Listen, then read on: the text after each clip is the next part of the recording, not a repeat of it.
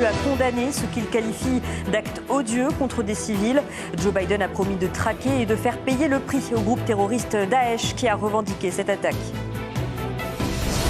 La situation en Afghanistan, objet d'une visite en Italie de Sergueï Lavrov, dernière étape de sa tournée européenne pour le ministre russe des Affaires étrangères. Il a rencontré le Premier ministre italien Mario Draghi ainsi que le chef de la diplomatie italienne. Les détails dans cette édition. Et puis nous parlerons de la situation sanitaire avec une épidémie qui n'est pas derrière nous. C'est ce qu'a déclaré hier le ministre de la Santé, Olivier Véran, qui salue l'accélération de la campagne de vaccination. Elle a permis, selon lui, d'éviter le pire cet été. Pour la première fois depuis le mois de juillet, la France a enregistré moins de 20 000 cas en un jour, mais la situation reste préoccupante dans les dom-toms.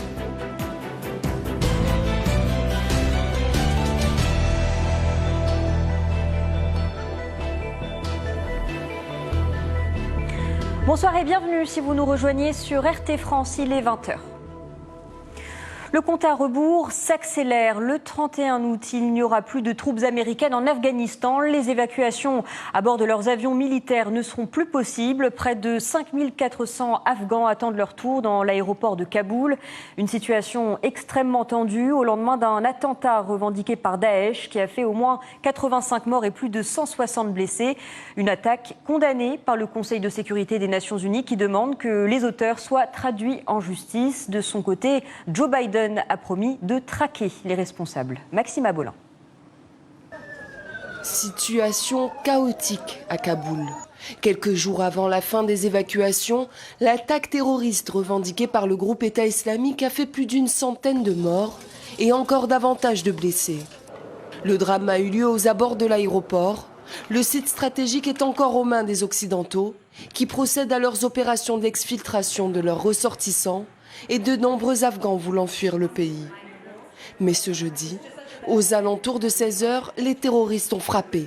L'explosion s'est produite à l'extérieur de l'aéroport, près du canal.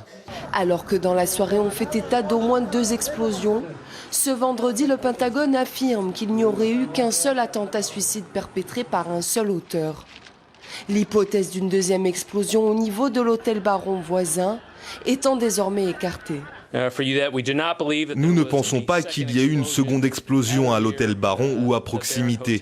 L'attentat suicide a été commis par un seul auteur. Nous ne savons pas comment le rapport incorrect a été relayé, mais nous savons qu'il n'est pas surprenant que dans la confusion provoquée par un événement très déstabilisant comme celui-ci, les informations soient parfois mal rapportées ou confuses. Selon un premier bilan, au moins 13 soldats américains ont été tués. Tard dans la soirée, Joe Biden, visiblement touché, a tenu à leur rendre hommage, évoquant des héros engagés dans une mission dangereuse. Le président américain a d'ores et déjà annoncé des représailles contre le groupe État islamique. Nous ne nous laisserons pas décourager par des terroristes. Nous ne les laisserons pas arrêter notre mission.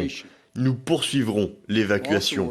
Nous répondrons avec force et précision au moment et à l'endroit de notre choix. Ces terroristes du groupe État islamique ne gagneront pas. Nous allons secourir les Américains là-bas, nous ferons sortir nos alliés afghans et notre mission continuera. L'Amérique ne se laissera pas intimider. Malgré l'attaque terroriste de ce jeudi, les opérations d'évacuation continuent tant bien que mal à l'aéroport de Kaboul. Près de 100 000 personnes ont déjà été exfiltrées depuis la prise de pouvoir des talibans le 14 août dernier. Selon Joe Biden, le mouvement djihadiste ne serait pas lié à l'attentat qui vient d'avoir lieu près de l'aéroport de la capitale afghane. Jusqu'ici, on ne m'a pas fourni de preuves qu'il y ait eu une collusion entre les talibans et le groupe État islamique pour mener à bien ce qui s'est passé aujourd'hui et ce qui devrait continuer. Ce ne sont pas de bons gars, les talibans. Ce n'est pas ce que je suggère. Mais ils ont un vif intérêt, comme beaucoup d'entre vous l'ont signalé. Ils aimeraient beaucoup savoir comment garder l'aéroport ouvert. Ils n'ont pas la capacité de le faire. Les États-Unis et leurs alliés ont désormais jusqu'à mardi pour continuer les exfiltrations depuis Kaboul. Ce 31 août étant la date butoir pour le retrait définitif des troupes américaines. Sur place, le compte à rebours est désormais lancé. avec une menace terroriste extrêmement élevée.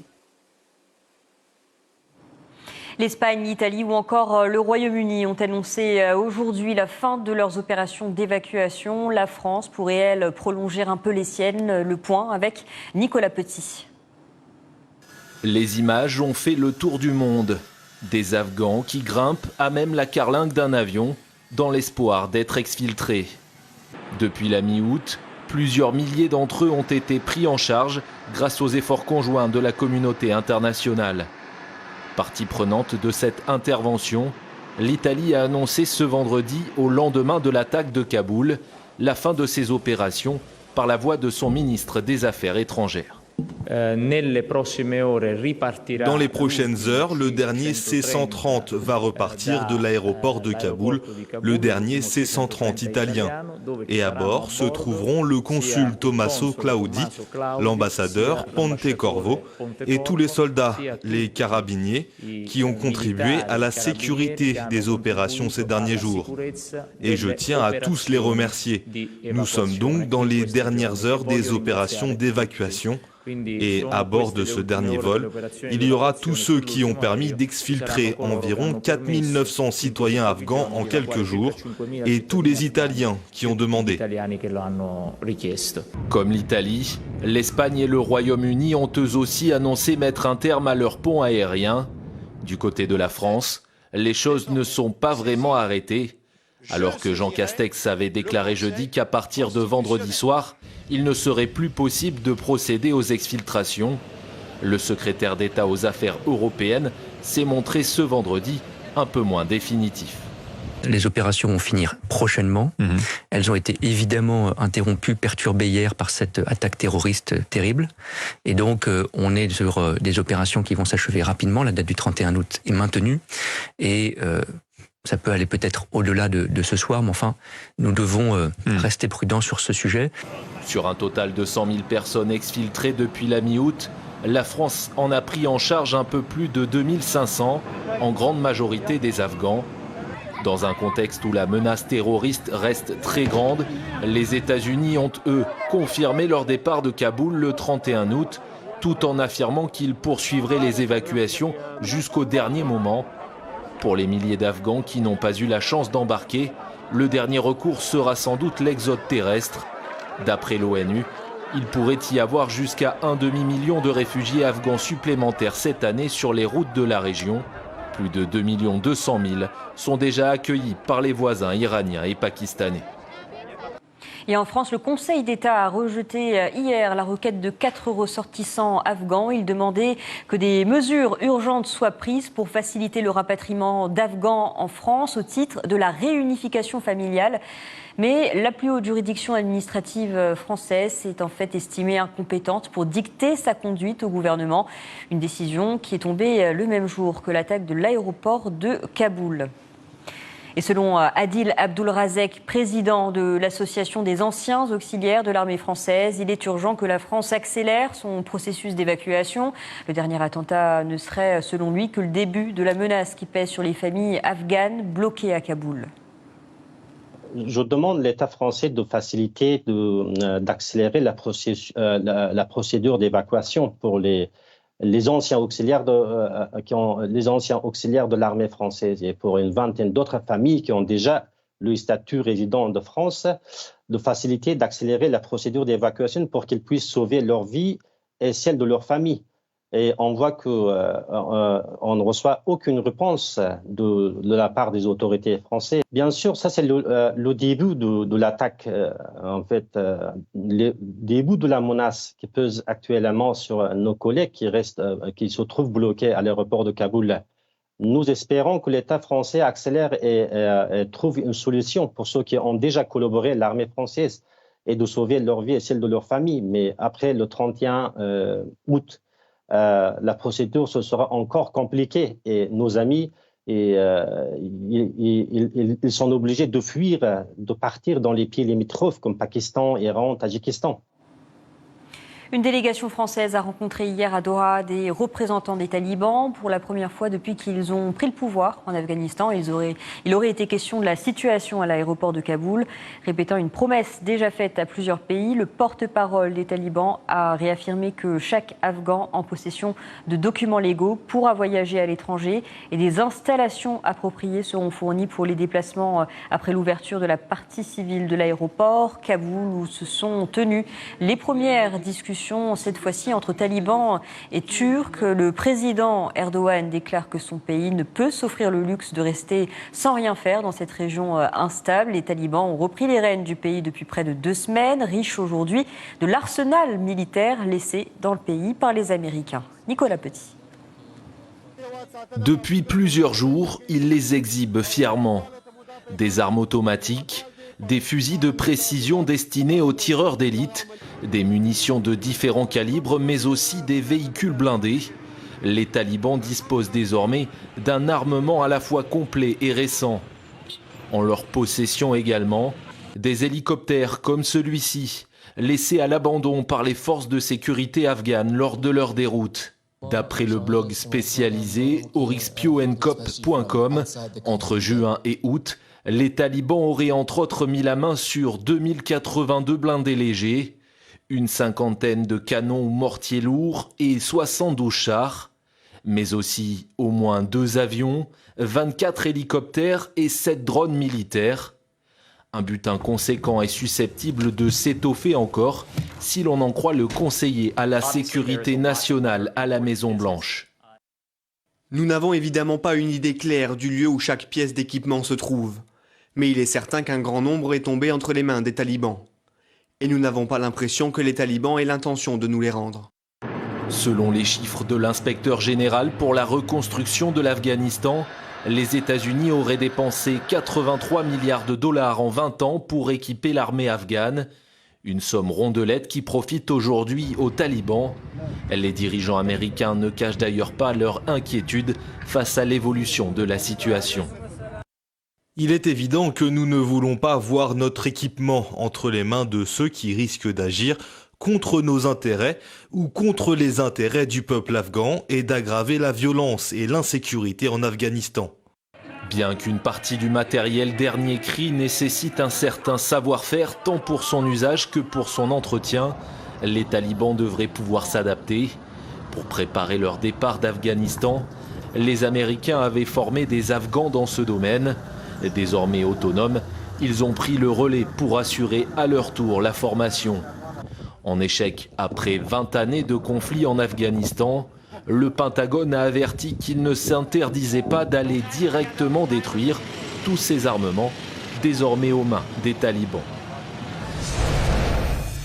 La situation en Afghanistan au cœur des discussions en Italie. Le ministre russe des Affaires étrangères était à Rome ce vendredi. Il s'est entretenu avec le Premier ministre Mario Draghi et le chef de la diplomatie italienne. Le point avec notre envoyé spécial Mona Hamoud-El-Or.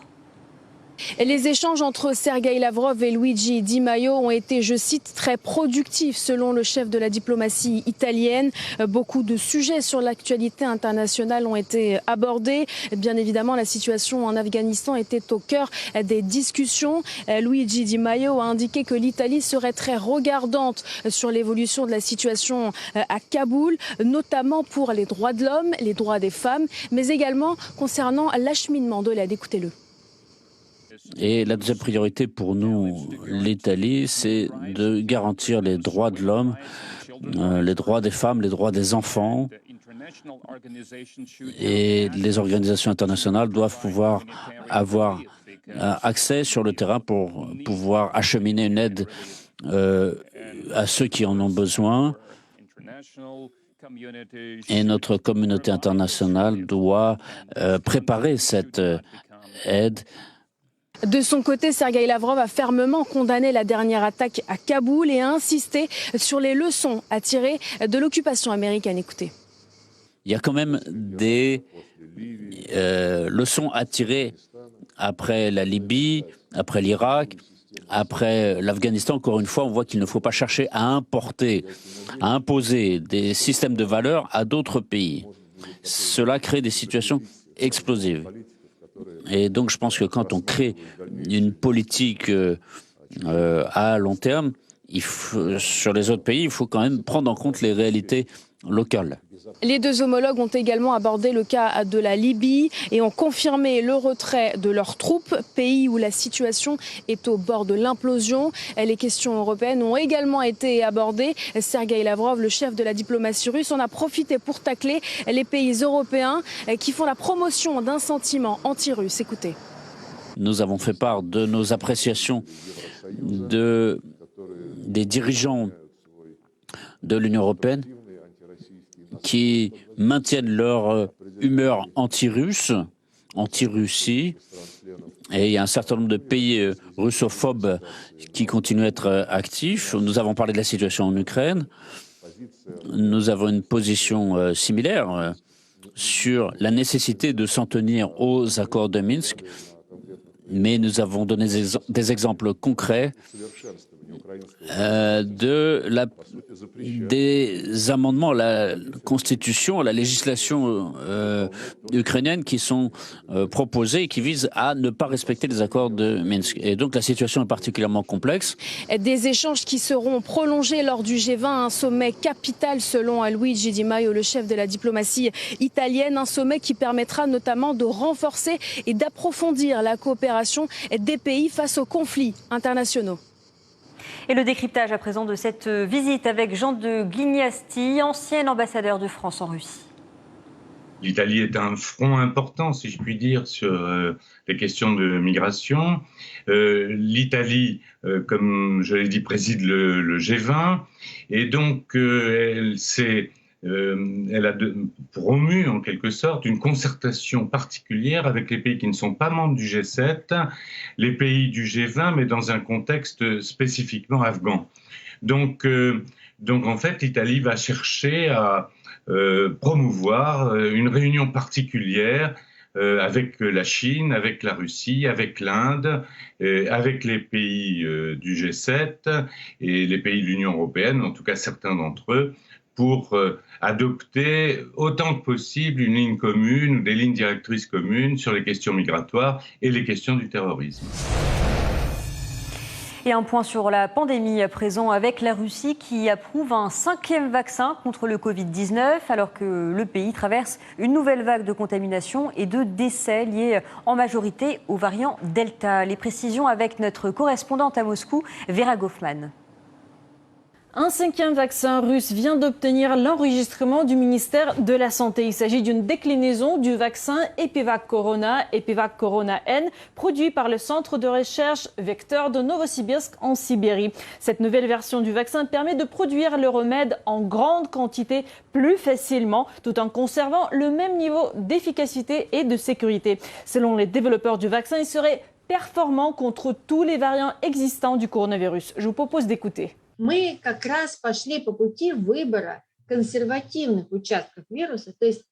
Nous avons justement choisi les parties conservatrices du virus qui ne sont presque pas sujettes à des changements. Dans le même temps, elles se trouvent dans les parties vitales. Si le virus subit des mutations dans ces parties, il ne sera sans doute pas viable. Une telle descendance de virus ne se propagera pas.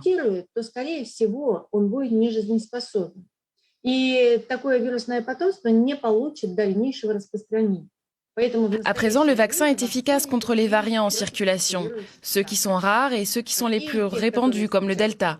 Maintenant, il n'y a pas besoin de modification, c'est l'un de ses avantages.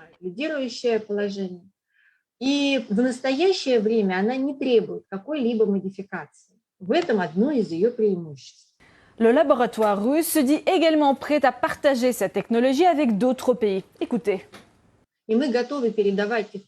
Nous sommes prêts à faire un transfert de technologie à nos partenaires potentiels, non seulement en Russie, mais aussi à l'étranger, parce que le vaccin dispose d'un nombre d'avantages indiscutables.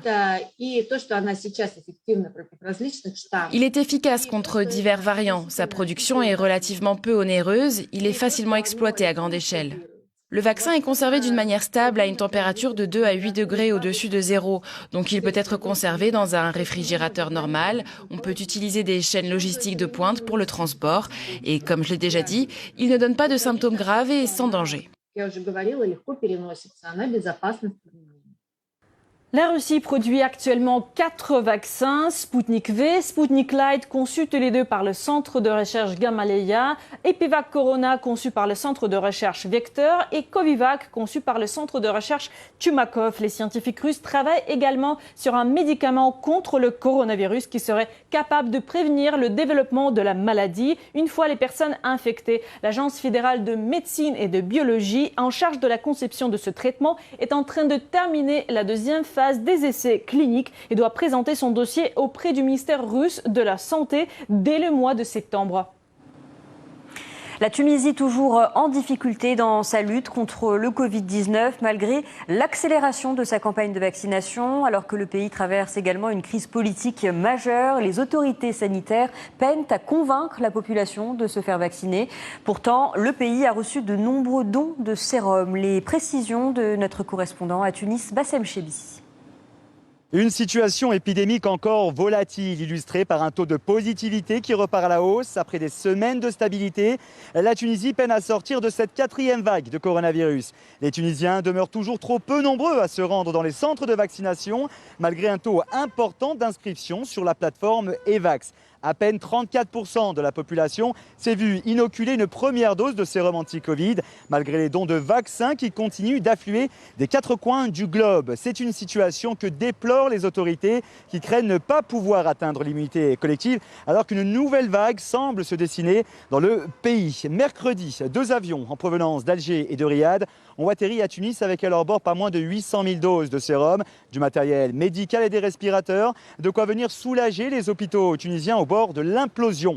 Face à l'exaspération de la population et à la baisse des contaminations, le gouvernement avait décidé d'assouplir les mesures de restriction comme le couvre-feu qui était passé de 22h à minuit. Des mesures qui semblent hélas avoir eu un effet négatif à en croire l'augmentation des contaminations. Le ministère de la Santé a fait état de 3 552 nouveaux cas de contamination pour la journée du 24 août, soit un taux de positivité de 23,73% contre 21,38% le 15 août dernier. Craignant une nouvelle vague meurtrière, le comité scientifique tunisien envisagerait même de rendre obligatoire le pass sanitaire à l'entrée des espaces publics afin d'inciter les Tunisiens à se faire vacciner dans les plus brefs délais. La situation sanitaire en France avec du mieux. Le nombre de nouveaux cas est passé sous la barre des 20 000. Cela n'était pas arrivé depuis le mois de juillet. Pas de quoi se réjouir pour autant. Hier, le ministre de la Santé a évoqué des taux d'incidence inégalés, notamment dans les Bouches-du-Rhône, mais surtout en Martinique et en Guadeloupe. Les 2 départements d'outre-mer sont ceux qui comptent aujourd'hui le plus de patients hospitalisés, avec 11% du total national. Olivier Véran qui ne cesse d'appeler les Français à la vaccination. C'est elle qui, selon le ministre, a permis d'éviter le pire cet été. Je le dis et l'affirme devant vous, si nous n'avions pas pu compter sur un vaccin, si nous n'avions pas mené une vaste campagne de vaccination de toute la population vaccinable, c'est-à-dire âgée de 12 ans et plus, la 4e vague aurait pu être la pire des vagues que nous ayons connues. Elle aurait pu entraîner des dizaines de milliers de contaminations supplémentaires chaque jour, des cas graves en masse, parce que le virus plus contagieux peut se diffuser à une vitesse folle et que nos hôpitaux auraient pu être débordés en quelques semaines, nous contraignant à un nouveau confinement au cœur de l'été.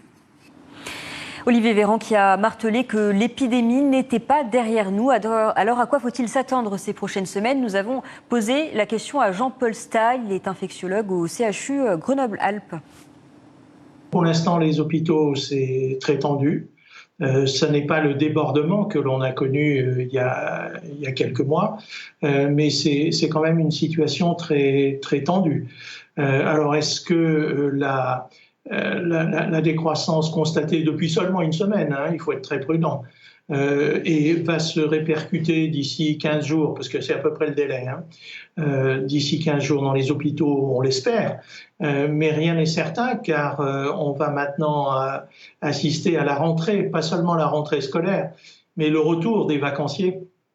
Et ces vacanciers, comme chacun le sait maintenant, ont été dans des zones où la contamination était extrême, c'est-à-dire les côtes, en gros les côtes françaises, les lieux de vacances, et donc ils rentrent chez eux, tous ces gens-là, et qu'est-ce qui va se passer en termes de contamination si nous ne sommes pas assez vaccinés? Donc ça, c'est toute la question. C'est pour ça que je crois qu'il faut rester très très prudent. Ils exigent le retour des 2600 contractuels non renouvelés par le rectorat. Cet après-midi, des dizaines de manifestants se sont rassemblés à l'appel de l'intersyndicale du second degré de l'Académie. Devant le rectorat, ils ont reproché notamment au pouvoir public d'avoir privilégié les économies budgétaires au détriment de la qualité de l'enseignement.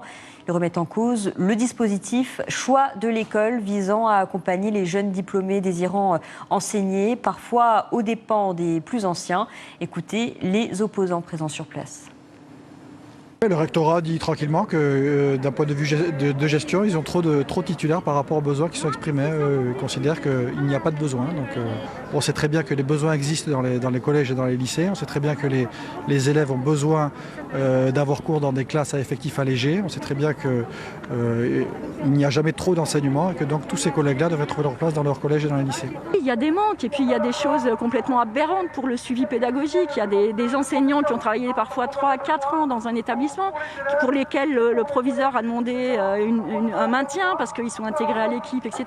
Et qui se retrouvent aujourd'hui sans affectation alors qu'à leur place, il peut y avoir d'autres personnes, éventuellement avec moins d'ancienneté, etc. Enfin, c'est cette gestion à la petite semaine et cette gestion de la précarité, là, il s'affecte dans l'urgence. Et affecter dans l'urgence, c'est ne pas tenir compte des préconisations médicales, c'est ne pas tenir compte des demandes de maintien, c'est ne pas tenir compte, voilà. Donc on se retrouve dans des situations où c'est n'importe quoi devant les élèves à la rentrée dans les établissements. Et c'est la fin de cette édition. Merci à vous de l'avoir suivi. Prochain journal dans une trentaine de minutes. À tout à l'heure.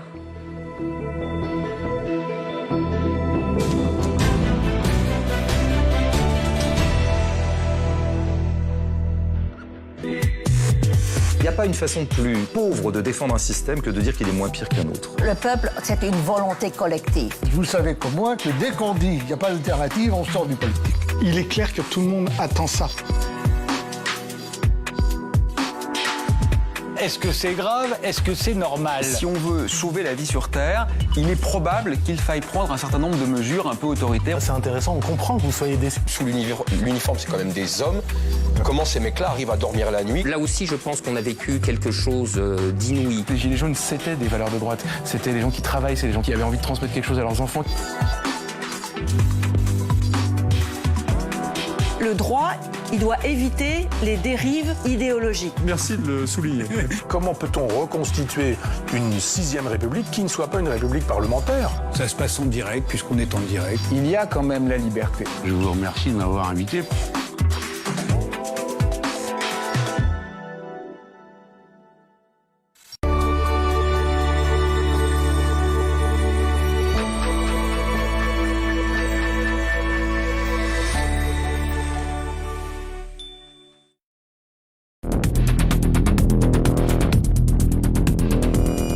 La repentance est un sentiment aux conséquences extrêmement graves pour l'avenir. Cette pratique obsessionnelle s'impose dans l'esprit de nos dirigeants comme la condition incontournable d'une gouvernance responsable moderne. Plutôt que de se repentir, on ferait mieux de faire référence à un passé dont on peut être fier.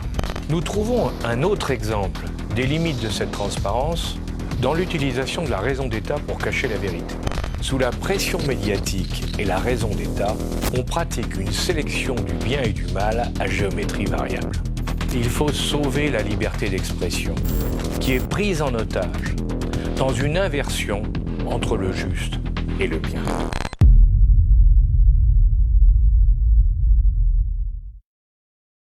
On vit tous les jours sans faire attention que tout en dépend. C'est l'unité de mesure de toute chose, une convention admise par tous. S'il lui arrive quelque chose, tout s'arrête.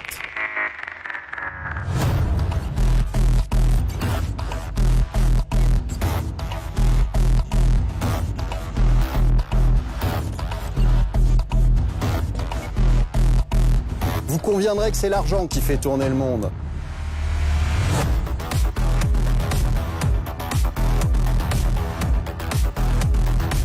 Peu importe que ce soit des bitcoins ou du bon vieux cash, nous vous parlerons de tout sans langue de bois.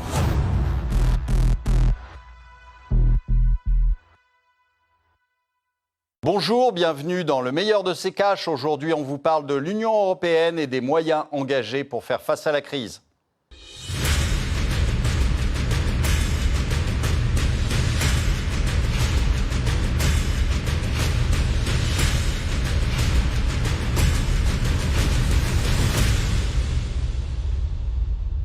Bonjour Olivier, bonjour à tous. Il a été baptisé tout simplement France Relance, d'une ambition et d'une ampleur historique. Ce sont les mots de Jean Castex pour qualifier le plan de relance de l'économie française. Voyons Olivier ce qu'il réserve au pays avec le tiroir cash d'Antoine Vassas. Jean Castex, en bon chevalier blanc de l'économie, a présenté un plan de relance Maus costaud. Celui qui est censé nous sauver, celui qui doit nous permettre de retrouver les niveaux d'avant Covid-19 d'ici 2022, de contrer la récession de 11% prévue cette année et la chute du PIB de 13,8% subie au deuxième trimestre et rapporter près de 160 000 emplois. Rien que ça, 100 milliards d'euros, soit 4 fois plus que le plan mis en place après la crise de 2008. 2 fois le budget annuel de l'éducation nationale. Dans les grandes lignes,